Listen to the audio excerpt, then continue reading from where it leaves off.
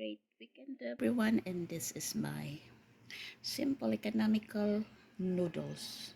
Okay, actually, outside we can buy that and just buy it and eat it. But for me, I cook it myself just because I don't need to go out and I have all these noodles, sausage, and this egg. And this one is a chicken sausage. Okay, whatever sausage you have, whatever you want to pair it with the noodles, it's okay. Okay, you create your own as long as the noodles is there for a main, like use it as a main ingredients, main food in there.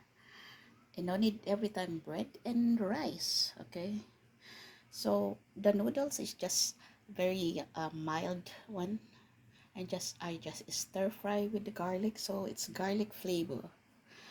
And the eggs, you can just scramble eggs also. You can use another types. You can also nuggets if you want to. If you don't have a sausage, you can use nuggets also. Okay, so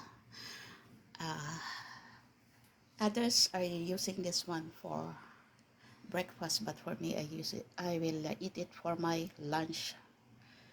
Thank you and have a nice day.